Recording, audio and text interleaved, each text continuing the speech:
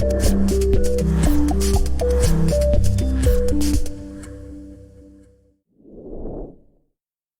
morning, Lloyd. Hello, Tony. How's things? Yeah, good, thank you. All here is pretty good. We're still getting the messages through, but I need to say something to our followers. Let's call them followers because there's quite a few of them. I have had few problems with the emails coming through. I don't quite know what it is. I'll have to have a word with Hayden afterwards and see if he can't help me sort it out, because they're not coming directly to my email, personal one. They go into questions, and then questions sends them to me. But for some reason or other, it's been a problem. But anyway, I'll get it sorted out. Cool. Right. Let's carry on with our recap. We're about well, I don't know. We've still got about 8 or 10 games. No, more than that, 10 or 12 games to go. Yeah, I think it's about 10 or 12. I think. Yeah, it is. Yeah. Well, last time we finished off, it was the 1-1 draw at Ramsgate. Yeah. We played okay, but it's one of those funny old games.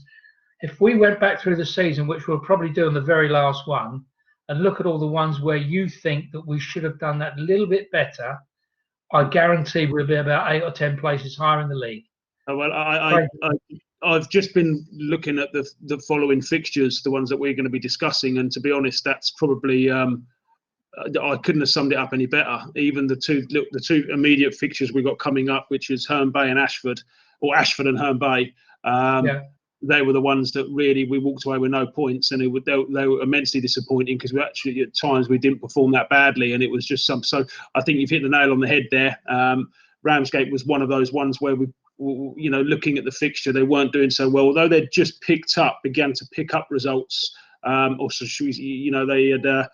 They were improving. It was one where we were a little bit disappointed we didn't get 3 points, but in actual fact, by the end of the game, as we discussed last week, it was probably fortunate after Dan made 2 penalty saves that we walked away with a point. So bittersweet, really. Yeah, and that was the feeling really with Ashford. We lost 2-1, but we played really well. We put them under the cosh, and Harry scored a great goal. He did. Very, very frustrating for you as a manager, that was, wasn't it? Yeah, it was. It was really in doubt whether the fixture was going to be on because it was a Boxing Day fixture, and we all know the final, wasn't it? So yeah, it was horrendous. It was absolutely there was real doubts whether the game was going to be on. I think clubs probably look at 2 or 3 fixtures through the season, knowing that they are not necessarily money spinners. I think that's the wrong way of putting it, but they certainly add to the kitty. Boxing Day, bank holidays, and Boxing Day, as well as New Year's Day as well. But obviously, you only have one of those games at home. So Boxing Day was really for us, try and get it on at all costs.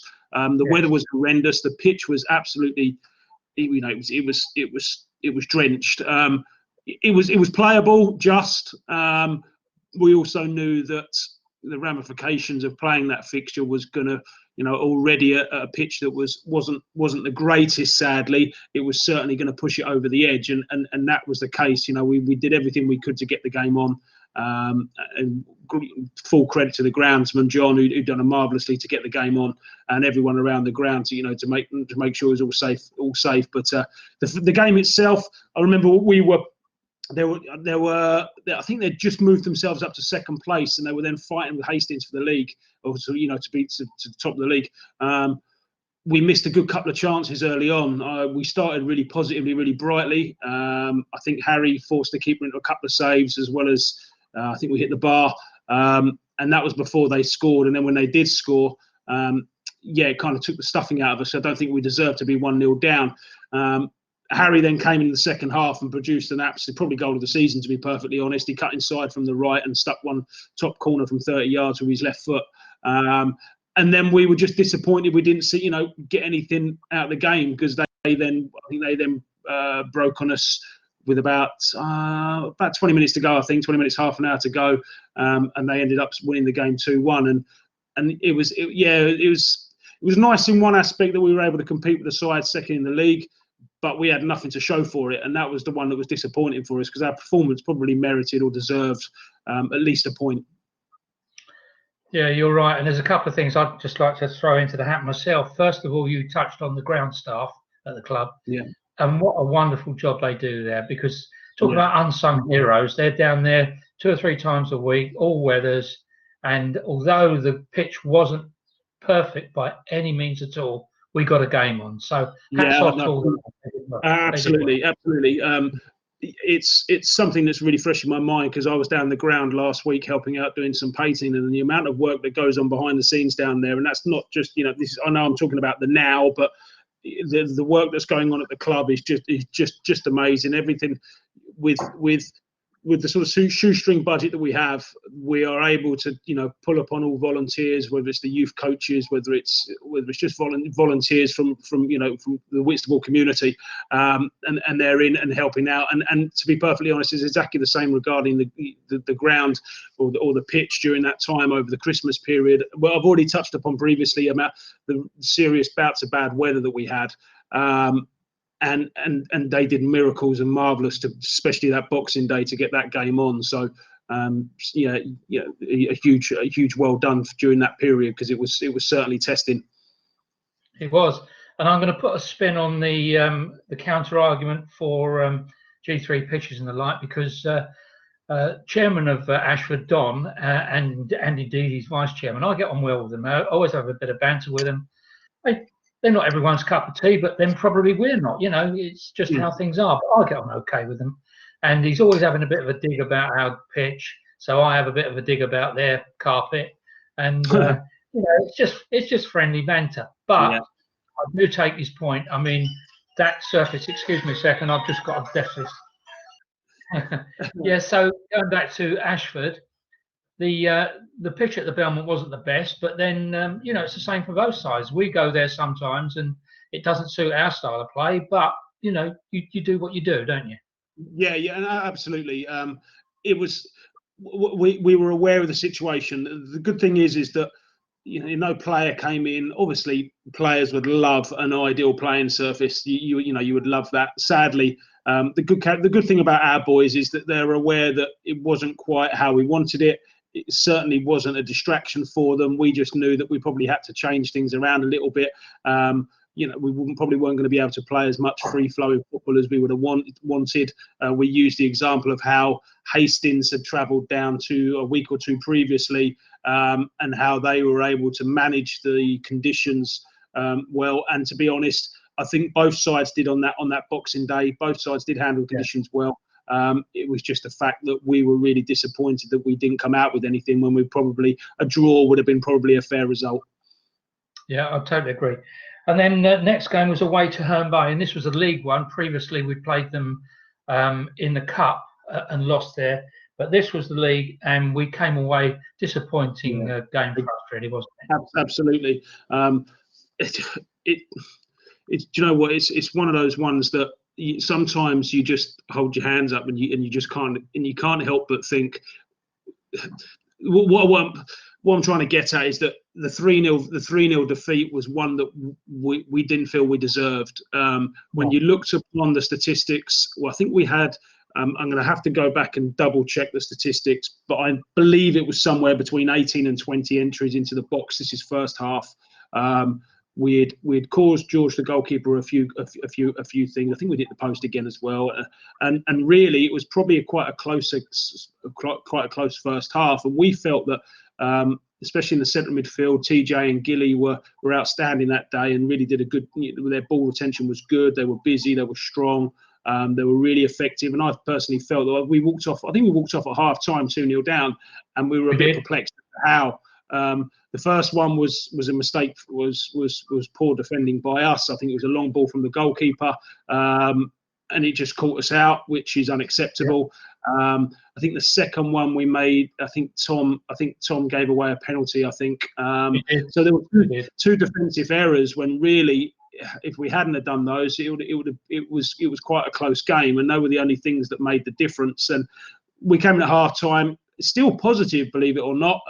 More frustrated, but we certainly weren't, sort of down and in the dumps. We just felt that if we can come out now for the first 10-15 minutes of the second half, and maybe nick one, then it's going to be a completely different game. Because really, I don't think our performance levels were that bad. It's just a reflection of the scoreline. I remember speaking to family and friends afterwards, and they said, "Oh, Christ, 3-0. That's."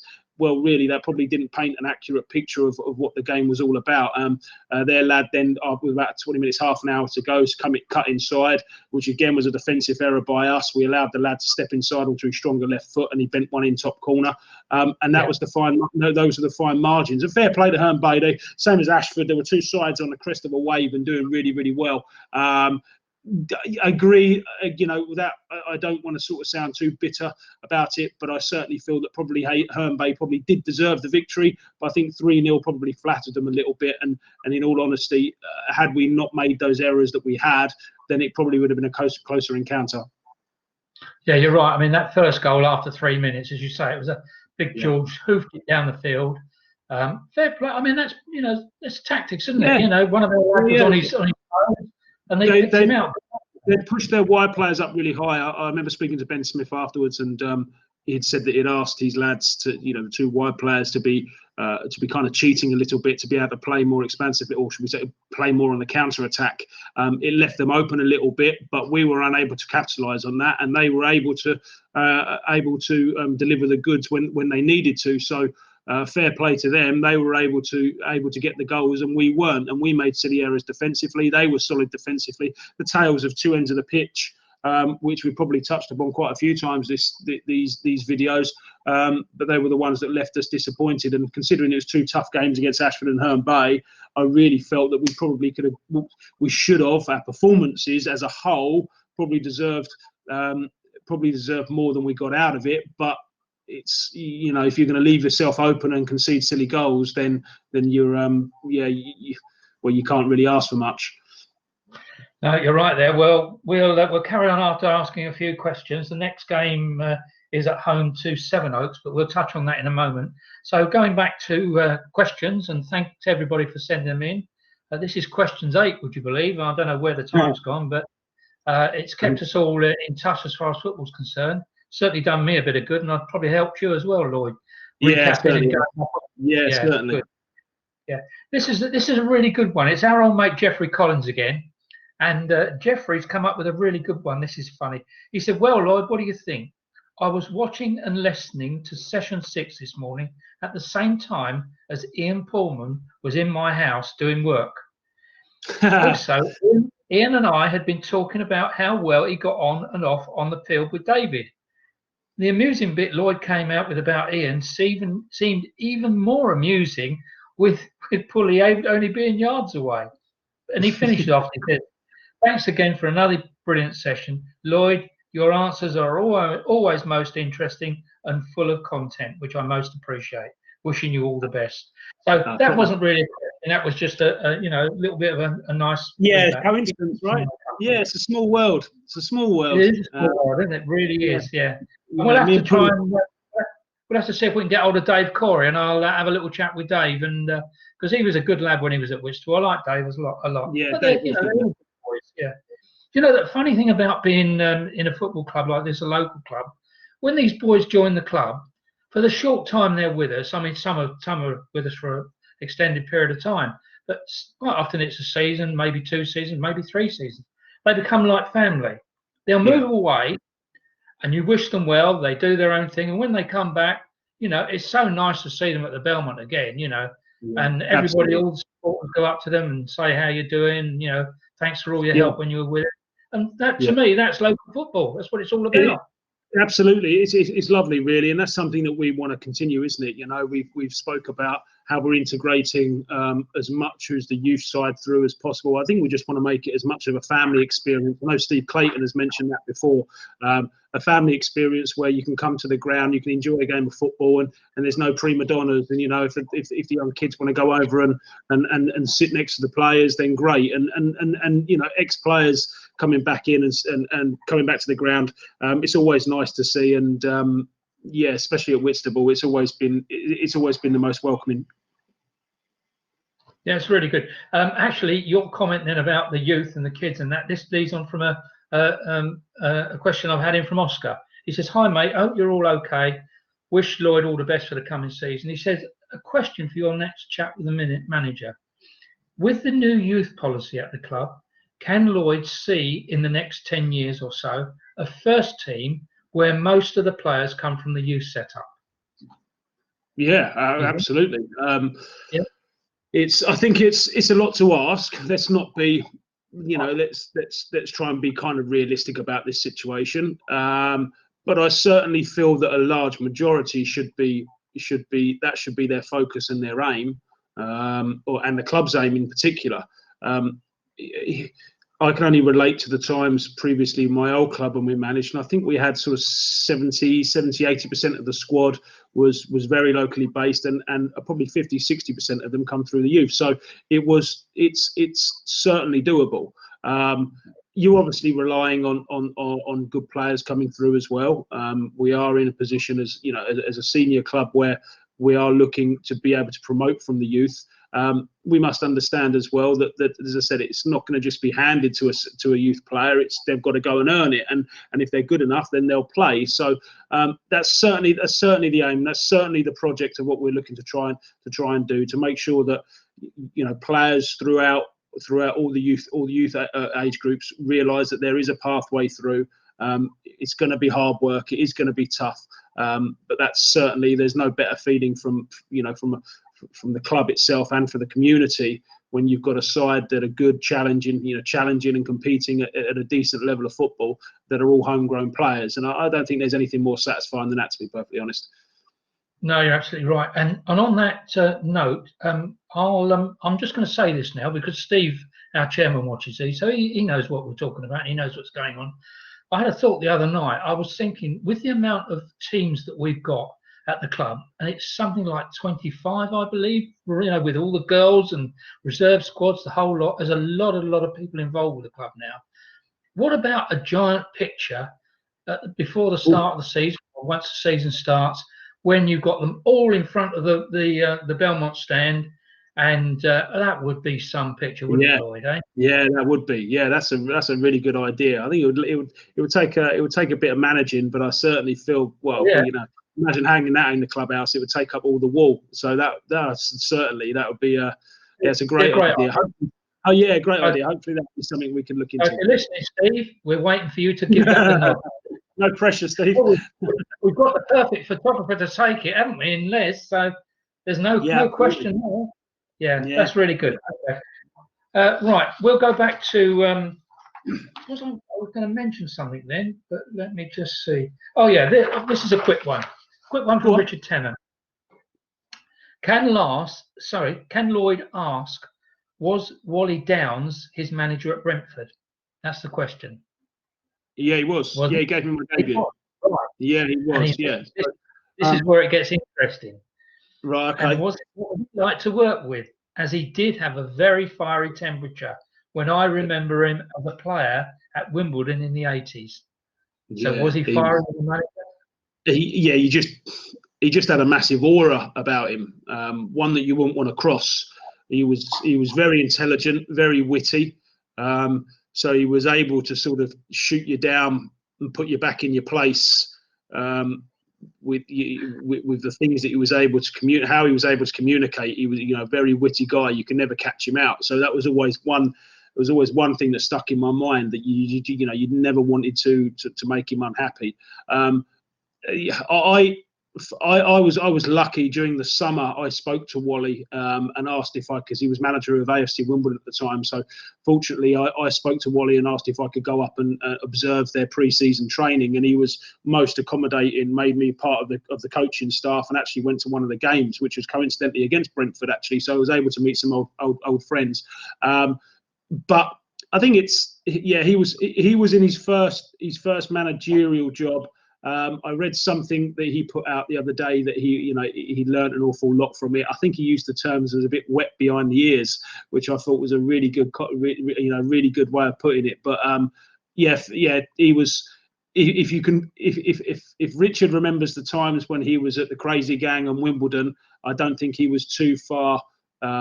You're probably picturing the same sort of person as to what he was as a manager. You certainly wouldn't want to cross him, and certainly wouldn't want to let him down. So I was very grateful we gave him my debut. So hold him in the highest esteem. Good, that's nice. Just a quick one. Up behind my shoulder, you can see the Whitstable Town Football Club coat. And the reason that's hanging there is I had somebody contact me the other day and they asked me, why was I wearing all the old shirts? Well, they're just ones out of my wardrobe, you know, the Whitstable Town shirts. I haven't got one of the ones with the latest sponsors on it, which is unfortunate. And I had a conversation with you before we started, and you said that they're all locked away. Well, I'm not going to go down there taking any of those at the moment with this virus around. They've all got to be steam cleaned, sanitised, checked. Or I'm only joking. You know, we'll try and get one over to you before the start of the next one, mate. Well, I'm going to pop down the ground in the next few days and just, you know, do what you did, help out a bit down there. So yeah, that was good. Right, okay, back to games again. This one was at home to Sevenoaks in the league. It was a 1-1 draw, and it was one of those games again where we've touched on these so often with these draws. We left it so late, didn't we? Marshall Ratton scored the 89th minute, and well, that just lifted the Belmont. We were a bit flat. All the supporters, I say, not the team. Yeah. Yeah, I think you're right. Two things really to point out. One was the fact that we've come off the back of 2 defeats when we probably didn't deserve them. So confidence is always going to take a bit more of a hit. Sometimes if you play really poorly, you play really bad, you can kind of draw a line under it. Everyone has their say. You draw a line under it, and you're able to go, right, okay, that's not quite. We haven't performed. We move on to the next one. I think there were positives to take out the Ashford and the Herne Bay game, and I think sometimes that's just as, it can lead to a little lack of confidence because you kind of think that things are running against you, and why is that when we're actually playing okay? So I think it's always a difficult. You roll your sleeves up and you get on with it. The second point I wanted to make was it's now the first game back to the Belmont since the pitch got absolutely tortured against Ashford. So now the pitch is like it's the aftermath of the carnage, if that makes sense. So it wasn't pretty. I remember us conceding the first goal. I think Liam King scored. That we got turned over the top again. Going back to those defensive situations, there were things that were really, really frustrating for us because we were kind of in game. We were in games all the time, and then maybe just one little lapse of concentration was costing us quite dearly. So we went into the second half. I think I dropped Marshall Ratton for the couple of games before, and he responded really, really well. And fair play to the kid. He came in with us obviously for the month. We then had re-signed him. I felt, I spoke to Marshall about it. I felt he just kind of, I wouldn't have said the comfort zone. I don't think that's the right thing to say. But generally, when a player first arrives, they have a really quite a high peak in their performance level. And I just felt maybe he was just plateauing with his performance levels. So a change to the Herne Bay game to have Marcus Elliott, and then again went with Marcus Elliott for the Sevenoaks game. And the good thing that was really, really pleasing was some players, they go into their shells if they don't necessarily, if they're not starting, they could get despondent. Marshall's attitude was absolutely first class. He took it on. He was the first one to say, no, I haven't been performing as well as I should have done. I completely understand. And it was really nice then to see him come on and score the goal. I think TJ we brought on, I think he was carrying a little niggly injury as well. So TJ came on and set the goal up for the equaliser. And the whole second half, really, we peppered them. We had a goal. I believe we should have had a goal before early in the second half as well. I think Les standing behind the goal said a ball across the line quite clearly, but the linesman hadn't seen it. So again, all the things sometimes run against you, but you've just got to keep working and plugging away and try and create that belief that, look, lads, you will get through it through hard work. And to be honest, we got our just rewards again. We equalised in the last minute, but I felt second half our performance level, it wasn't necessarily how we performed regarding the style of play we were, but we were just relentless in our task to just make sure we got the equaliser. And again, it was probably the least the boys deserved, especially after sort of a tricky week or two. No, that's great, and a good summing up on that game because it was a bit of a turning point for Marshall in a way because we followed on then the next game. We were away in the cup to Welling, and a little backstory to that. We've already touched on it a bit, but I'll go over it again. I mean, when we arrived at the ground, they were buzzing because they got a new manager in that day or that week, and it was his very first game. And I spoke to one of their supporters and I said, what's the story behind this then? I said, what's he going to do today? Is he going to play some of his mates, bring in new players? He said, no, he's got some good players at his club. He said they just want to refresh themselves a bit, just like you said. You know, they sometimes play a little bit flat. Pick me up. Yeah. We're going to put out a really strong side. So there were no under-16s or anything like that. There were no trialists in. He had a full squad. And boy, did we play well. Did we play well. We did. We had Tom Bryant got stuck in traffic around the M25. So young Josh Spencer had come in. We were off the back of quite a few games as well over the Christmas period. So I wanted to make sure that Leo Mazzone was getting as many minutes as he possibly could do as well. So we'd kind of had a little change around, not much, not drastically. We then put Marshall Ratton back in as well. So really, when you look through that side that started, Josh Spencer, TJ, Charles Atumnu, Marshall Ratton, John Ufua, they're all under 20. All under 20, I believe, or 20 and under. So the average age group of our team was really, really young. As the game went on, the longer the game went on, the more we were realising that actually we're just as good as this team are. So they started quite brightly. I think they got quite a fortunate goal. It hit the post and come back and hit Dan on the head and went in. And you sort of think, oh, here we go. You know, but the longer the game went on, the more we got in. I think we created a chance. John had the beating of their left back for most of the game. We were able to string some passes in around. I think the young lads, Charles and TJ, were able to realise that they were able to compete with these players, not only physically but technically as well. And it gets, like I said, we went in 1-0 down at half time, and it was a bit of a free hit for us. I felt that our fitness levels would improve. And I also said as well that you get one, they're a side that they've taken so many hits and knocks, as in confidence over the year, because I think they were down the bottom of their retrospective league. So you only one sucker punch to them was going to bring them down to their knees, and that's exactly what happened.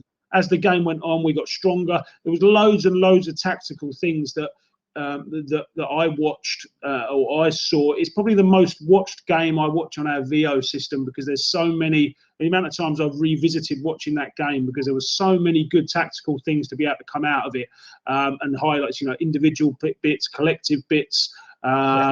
And things that the players were able to see and to be able to do. It's probably, like I said, the most revisited game that I use on the VO system. But as the game went on, for those 90 minutes, as the game went on, the stronger we got, and we were well worth the victory. There was no doubt about that. A really nice evening for us. We were, and one of the things I noticed a couple of times as well with Mako, he doesn't always do it, but when he does that little touch and spin and turn and go, so he releases the ball, gives the ball, and all of a sudden he's on his feet, and before you know where you are, you've got a yard or two of space, and then he's moving it on again. We were doing that all over the pitch. It was brilliant. Confidence is a big thing, isn't it? You do those things when you're confident, and the pitch was really nice. I think that made a big difference to us. The longer the game went on, the more confident those younger players got. I think they also understand that their fitness levels are really high. So we touched upon how the Guernsey game 2 weeks or 3 weeks previously, the longer the game went on, the more we were going to come to the forefront. The same as in that Welling game. The other thing that's important, and I know the players have been now. What are we now? It's the middle of January, early January, regarding the review. So some of those players, they've never played with each other. So now all of a sudden, after 3-4 months, those players are beginning to build up a relationship. So John and Mac are now probably build up a relationship. They know each other's style of play, when to drop in short and have a 1-2 pass, or when to drop a shoulder and spin in behind, or vice versa. And the relationships, that's why I probably watched that game, because there's so many good key points that from a coach's perspective that I like reviewing. But again, the time that those players are having together, I believe now is just beginning to shine. The relationships, the personal relationships that players are able to build up was coming to the front, which was really, really nice. That's good. Well, I've watched it more than two times, or three, maybe four times. But there's certain bits in it that, oh dear, you think, wow. Yeah. I know it's a bit of a cliche, but you think, oh, why can't they do that all the time? But of course, it's just the game, the opposition, whatever. But we certainly Yeah. raised ourselves. Great, really good lift. It Right. was. It was. Yeah, that's it for our review this week. So just a couple more things. David Godfrey's asked a question for us, Lloyd. I don't know if this has been asked before. He's asking, is the club seeking to play its outstanding Kent Senior Cup semi-final versus Gillingham on one of the pre-season friendly dates, and the final for the winners v Dartford on another pre-season date? He wonders, has this been discussed? Yeah, good point, actually. The only ones that have officially cancelled, or which is null and void, is the Isthmian League. The communication that we've had with the Kent Senior Cup is that it hasn't been cancelled. So we're hopeful, and I believe that I don't think there's anything been officially discussed yet.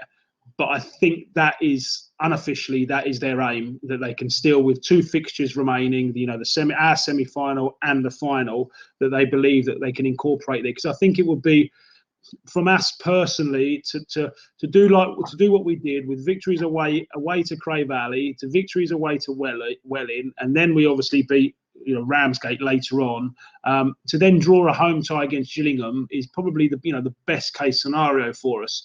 To draw a home game against Gillingham, and to be honest, it will be a real kick in the teeth if for the sake of two games we can't incorporate those to the early part of whether it's pre-season or the season. But nothing's been discussed yet, and more importantly, nothing's been cancelled or null and void yet. So you'd like to think that there is, the door is still ajar for us to be able to fulfil it. Fingers crossed, job then, yeah. Yeah, not wrong. Good. Right. Question from Jeffrey Collins. He loves all this. Shall I say the little nuances about the game that he feels he needs changing? We've spoken about short corners. Another rule I change, he says. If a keeper is injured and has to be replaced, this should count as allowable extra substitution and not be part of the side's rota of 3. So he's talking specifically about the goalkeeper. Yeah. Because I think it's unfair when a player must leave the pitch after being treated for an injury on the pitch, all the more so as it's caused by the opponent's foul tackle. So it's quite an interesting one. Yeah, it is. It's not something I've ever thought about, to be honest. I suppose it would. It's primarily the goalkeeper. That's his query. Yeah, I understand. If you use 3 outfield subs and then all of a sudden a centre forward goes ploughing into your goalkeeper with 10 minutes to go, then you're able to make a change. I think it's something, it could be something worth looking at. Whether or not, the way my mind racks, I'm trying to think if there are any negatives to come out of it. That's the way. I'm now thinking to myself, if I was a manager, how would I be able to exploit that rule? It sounds terrible, but that's how my mind works about trying to find an edge somewhere. Can't think of one yet straight away off the top of my head. But again, it's an interesting option. I'm not sure it will be changed, but I don't mind that idea. I think it doesn't sound too bad. It's one of the better ones he's come up with. Let's put it that way. Sorry. You know what?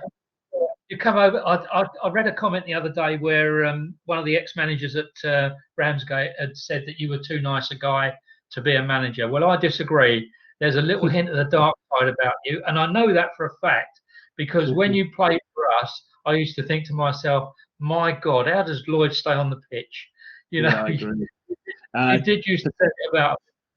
Yeah, don't be fooled by the perception, as they say, right? Do you know what? You remind me so much in your demeanour, the way you are. Come over as a really nice guy, and you are a nice lad. Same as Andy Constable. Now, Andy Constable, you'd look at him, you'd think butter wouldn't melt in his mouth. He was a monster. He really, He was. Yeah, I listen. At the end of the day, I just try and be me, and I don't want to sound too blasé or stupid about it. The experiences that I've had as a football player, every manager says it. If they go into a job as a manager, they try and take little snippets and little bits, good and bad, from previous people or previous managers or experiences they've had before. It's no different to me. I've had managers that have called me and just, let's take the example of releasing a football player that you don't really want to do. Now, it's horrible having to do this. The whole worst part of the job. There's no question about it. But the amount of times that if it happened to me, and it happened to me quite a few times, you could see through the rubbish. You could see straight through it, and it's like you just lose respect for people if you do it that way. And now, sadly, the players know, and the way that football is nowadays, it's broadcast everywhere, not just on TV, but on social media, on newspapers, on every platform. You can't if you're found to be lying, you're found to be like, it will get out there, because it's out there in every platform. It's readily available for everyone, fans, even at our level. It's accessible.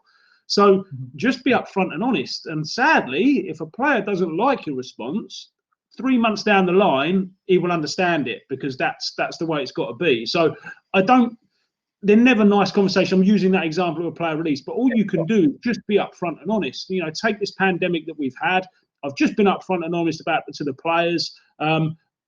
So what else can you do? I don't see any benefit of lying about a situation, or because especially to those group of players that you want to take to war with. You want to make sure that if you're going to a game, i.e. Guernsey away, i.e. Welling away, you want to make sure that you're not just sort of, you're not walking behind the players. You're the one who's standing in front of them, and that's to me, you have to have that element of respect. And if the players respect you, which I'd like to think they do, then you said that's half the battle. The moment that there's a creeping in of some sort of negativity or disrespect or disbelief, is someone not being quite honest about situations, then I think you're leaving yourself open to a cancer that can spread within a changing room, and also your reputation. So that's the way I am. Sadly, if you don't like some of the things I say, be honest and upfront about it, because it's an honest opinion about something. I don't mean to offend anyone, and it's the same regarding this with the footballing matters as a manager. You're not out to offend people, but sadly, you just may have to make some tough decisions. But par for the course. What a great reply! Well done, mate. That's really good. One last thing from me, and it's a shout out to everyone out there, all you guys. First of all, don't forget about the light down there, because it is important. It comes along, and it does make a lot of difference. I think it goes. Yeah, it goes that way, like that. That's it. That way. That's it. Yeah. But I spoke to Steve, the chairman, in the week, and he's up for questions. Now, if you'd like to ask the chairman of the club a question about pretty much anything, I'm going to put them to Steve, and we'll insert it into a little segment of the ones we do. I'm not going to be chatting to him for 30 minutes or so. It's only going to be a 5 or 10 minute chat, but he's happy to answer anybody's questions. So if you've got any questions for the chairman, send them in as usual, but don't overlook sending them in for Lloyd, because we've still got probably another month or so of this. Yeah, a few more games, haven't we? Yeah, a few more games, yeah. So anyway, from me, Lloyd, that's just about wrapping it up. It's been a pleasure as always. Kept us in touch, and let's hope it's helped with the supporters as well. So talking to supporters, Tony, as well, just wanted to keep them in the loop regarding the work that's gone on around the ground. It's been really, really difficult. I know that there's been an awful lot of working around the ground. We would love to be able to involve supporters, because I think previously supporters have been coming into the ground to help out, whether it's painting or cleaning up and other things like that. I think the issue that we've got, sadly, is due to this lockdown. We have to be very specific in how we rota people in and around the club. So all the youth teams, all the coaches, all the coaches of youth teams, parents of youth team players, chairman's been up there pretty much every day since. So really, what we're going to look to try and do is just make sure that we get a review of how we're sending that information out to you, so we can keep you in the loop. But obviously, we don't mean to be not involving you. It's just very difficult for us at this moment. So bear with us is all I was going to say on that one. Wonderful comment. That's really encouraging to know that there's so many people want to be involved at all levels. The juniors, the girls' football teams, right the way through. That's why I was thinking about that picture. So I will have a word with Steve about it. Definitely. We'll see if we can get that done. That'll be a good one. Well done, Sounds Lloyd. Have a great weekend or week, and we'll chat again next week, buddy. Take care. lovely. Top man, Tone. Cheerio, mate. Cheers, Lloyd. Take care.